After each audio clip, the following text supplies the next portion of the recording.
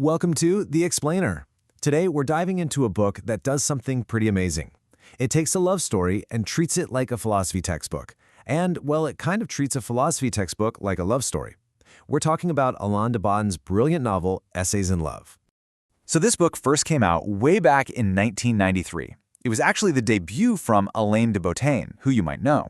He's this Swiss-born, British-based philosopher who's pretty much built his entire career on making these huge, complex ideas feel personal, and maybe most importantly, actually useful in our day-to-day lives.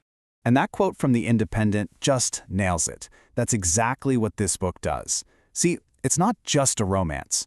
It's a deep dive, a philosophical investigation into one of the most confusing and, exhilarating experiences we can have. It uses the tools of philosophy to try and understand the mechanics of our own hearts. I mean, think about that for a second. That's really the core question here.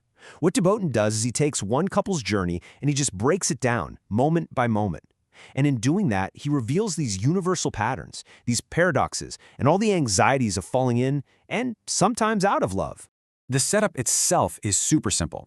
Our narrator meets a woman named Chloe. They just happen to be on the same flight, they strike up a conversation, and boom! By the time they get to the luggage carousel, he is absolutely convinced he's in love. This seemingly ordinary little meeting, it becomes the laboratory for this huge, extraordinary analysis of romance. So let's start there. How do we make sense of these chance encounters that just completely change our lives forever? Well, the book's first big idea tackles this head-on. He calls our tendency to see destiny in love romantic fatalism. Our narrator feels like his meeting with Chloe wasn't just some coincidence. No. It felt preordained.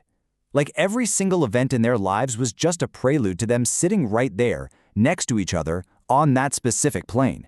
And we've all felt this, right? That sense that a meeting was meant to be.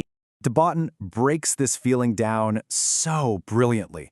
A leaky shampoo bottle, a missed flight, a random seat assignment, all these tiny little accidents led to their meeting.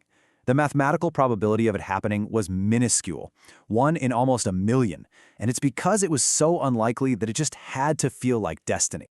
Okay, so here's the crucial point, the big takeaway. That feeling of fate, it doesn't prove the meeting was written in the stars. What it proves is that you're already falling in love. The feeling is a symptom, not a cause.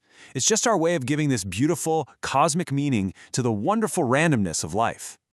Right. So after the fated meeting comes the next hurdle, and it's a big one. The terrifying, paranoid, nail-biting phase of seduction. You know the one. Does she like me? Oh God, does she not like me? The narrator becomes what de Botton calls a romantic paranoiac. A hand brushing against his in a museum. Is that a sign? Or just a tired arm muscle? He finds himself agreeing that he loves chocolate, even though he's allergic, just to create this tiny little sense of connection. He basically adopts a seducing self, a whole version of himself designed entirely to win Chloe's approval. But what happens when all that anxiety and all that work actually works? What happens when the person you've placed way up on this pedestal starts to love you back? This brings us to one of the book's most fascinating and kinda uncomfortable paradoxes. Suddenly, the whole dynamic just flips. The narrator has spent weeks, maybe months, worshiping Chloe as this perfect ideal, but then when she starts to return his affection, a really strange and uncomfortable feeling starts to creep in. The problem is just perfectly captured by this famous Groucho Marx quote.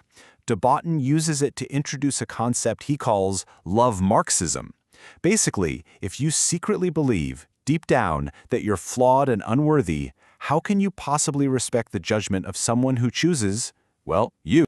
And this shift plays out so perfectly the morning after they first sleep together. Chloe makes the narrator this beautiful breakfast, right? But instead of feeling grateful, he feels irritated. He actually picks a fight over the fact that there's no strawberry jam. Why? Why would he do that? Because her love forces him to confront his own self-doubt. If she's so wonderful, what in the world is she doing loving a scoundrel like him? But okay, let's say you get past that hurdle. A brand new challenge pops up. The initial idealization, it starts to fade, and you begin to notice all the small, sometimes maddening, ways your perfect partner is in fact a completely separate and very different person. For our narrator, this whole realization crystallizes around a seemingly trivial object, a new pair of shoes that Chloe buys. They're fashionable, they're imaginative, and he absolutely hates them. So this is where the narrator faces this huge choice, one de Botton frames as a battle between love versus liberalism. The loving impulse is to correct the flaw, to say, look, I care about you, so I have to tell you those shoes are awful. But the liberal impulse is to accept the difference, to say, it doesn't matter, I love you anyway. Their argument gets so heated that a shoe actually gets thrown through a window. So what's the answer? What's the solution to these inevitable conflicts? The book argues that it's humor. By turning their differences into little inside jokes, calling her Joan of Arc when she's being melodramatic, or him Alain Prost for his bad driving, they find a way to acknowledge their frustrations without letting them become destructive. Humor becomes the bridge between their perfect ideals and the messy, complicated reality. And that leaves us with this final, really important question. Essays in Love suggest that true, lasting romance isn't about maintaining some magical illusion. It's about having the courage to look really closely at the mechanics of love, the fatalism, the anxieties, the paradoxes, and finding the wisdom and the humor to navigate them all. The book basically proposes that analyzing love doesn't destroy it, it's the only thing that actually allows it to survive.